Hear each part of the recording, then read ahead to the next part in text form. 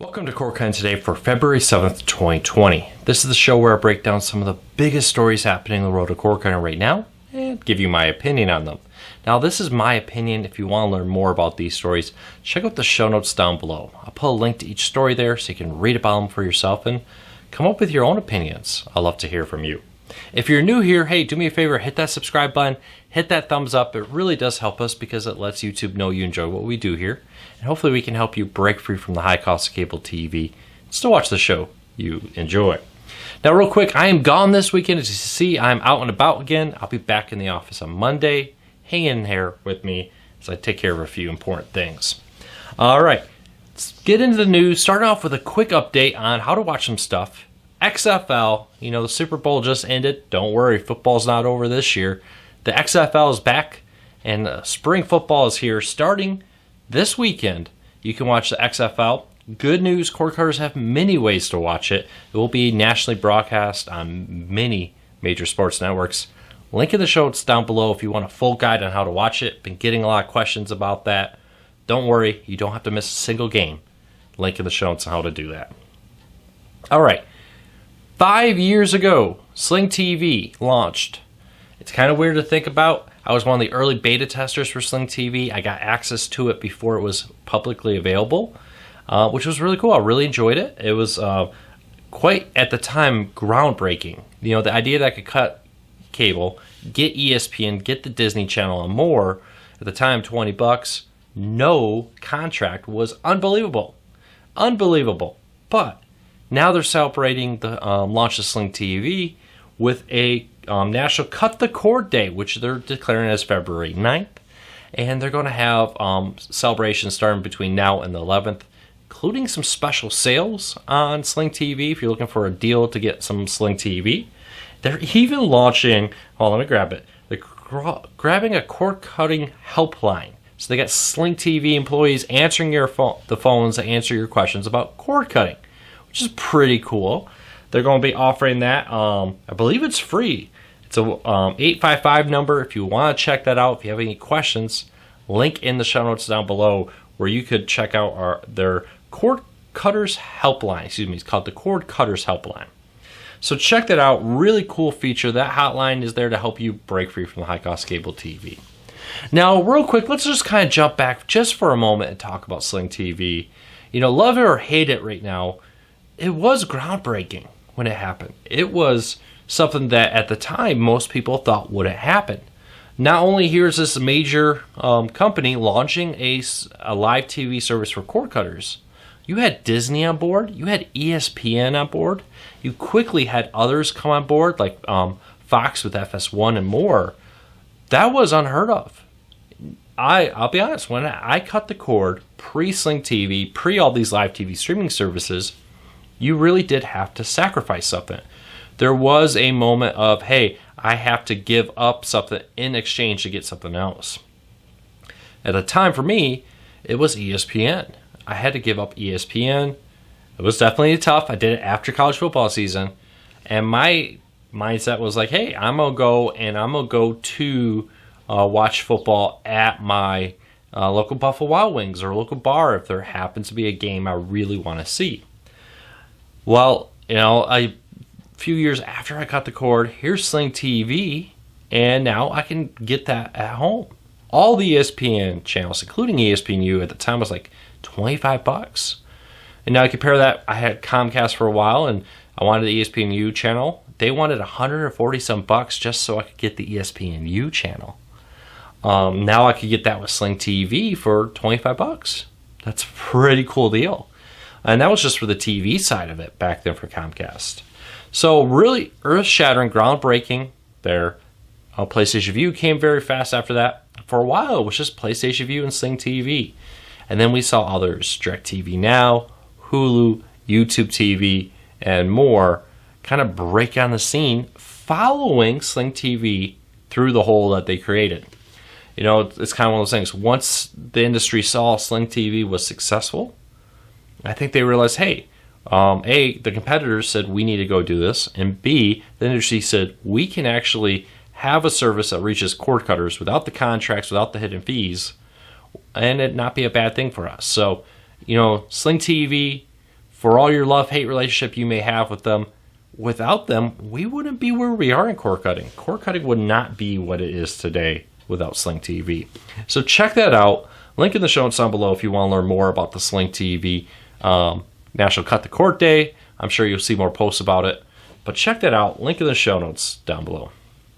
All right, Viacom CBS is reportedly working on a new streaming service that will be a lot like CBS All Access, but be for like Viacom content. Details are kind of thin.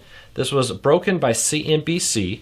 They broke the news that Viacom was going to launch a service that would include Nickelodeon, BET, MTV, Comedy Central, Paramount Pictures, and this one's interesting, Pluto TV content, built off of this CBS All Access infrastructure, and probably be targeting people who want more of that kind of content. Now, the Pluto TV part I find interesting. My assumption is it will be maybe like Peacock, where it's like, hey, there's a free tier, and maybe that's where all Pluto TV content will be. And then it's like, hey, if you want it, you could add additional on top of that. We've heard talk of that for some time, that Pluto TV would be building out a relationship or a infrastructure here where it's like, hey, we have all this free content, and if you pay a little extra, you can get more. Picard is a good example of that. Hey, we're giving you the first episode of Picard run almost nightly for a while. And of course, if you want to see the rest of Picard, just go subscribe to CBS All Access. What happens if that's in the app? What happens in the future, you're watching the preview channel for Picard, click a button and said, I want to subscribe for a month, and now you have access to the full lineup of all the Picard shows inside the CBS All Access app. So, very interesting about this. Of course, we won't find out anything confirmed until apparently their earnings report, which is February 20th. On February 20th, they're holding their earnings call. According to CNBC, they'll be announcing this new service at that time. I actually think this is a great idea. The freemium model, maybe that's the right term we should call this idea that, hey, Peacock is doing it, maybe Viacom will do it. Like, we're going to give you all this for free, right? And if you want even more, there's a small upcharge. We can give you all the back seasons of Nickelodeon content for free with ads. But if you want this year's content, pay us $5, and you can get that too. It's a step in the direction of a la carte TV. It's not a la carte TV, but it's a step in that direction a little bit. And it once again reinforces this fastest growing part of cord cutting is free ad supported. The Pluto TVs, the Zumos, the Roku channel, IMDb TV, and more. So check that out. We're going to keep a very close eye on this, but let me know what you think. What do you think of Viacom out there and CBS in having this new streaming service based off of CBS All Access with Pluto TV content? Also, real quick, I forgot to ask, anybody here a day one Sling TV subscriber? Anybody remember the early days of Sling TV? Are you still a Sling TV subscriber? Let me know. I'd love to hear from you as they turn 5, what your thoughts are of the service. All right, cord cutting is not done. Cord cutting is growing faster than ever, and CBS is losing more subscribers than ever. Disney has acknowledged the fact that ESPN is losing a ton of subscribers. But, okay, so get this. In the first quarter of 2020, remember, Disney does their books a little different. A lot of businesses do this. The fourth quarter of 2019 calendar year is the first quarter of 2020 for Disney. That means that they're not in the middle of Christmas trying to close out their books. It's the start of a new year, and that's how they do it for financial reasons. This is accounting. It all comes down to the accountants. They really run things. But they say it lost 4.5% of subscribers. In the fourth quarter of 2019, it was 4% of subscribers. And in the third quarter of 2019, it was 2.3% of subscribers. So subscriber losses at ESPN are skyrocketing. And what's interesting is, like we were just talking about Sling TV, if people really wanted ESPN, they can get ESPN. You can get Sling TV, you can get Vidgo, you can get YouTube TV, Hulu, etc. But it seems pretty clear that a growing number of cord cutters don't care about live TV, that they are more than happy to go dump live TV in exchange for on-demand services like Netflix, Hulu, and Amazon. Are you one of them? Have you gone full on-demand, or are you still subscribing to a live TV streaming service? Leave me a comment, let me know. But I find a lot of new cord cutters start with the live TV service and then move to on-demand only. So we'll have to keep a close eye on that. But I want to hear what you think. Good news for Apple TV fans. After reportedly having the Fire TV or the Apple TV, stick canceled, which was supposed to be a cheaper version of the Apple TV, there is new talk and new hints that a new Apple TV hardware is coming. This week, a new beta version of TV OS 13.4, I wanted to grab the exact number, came out.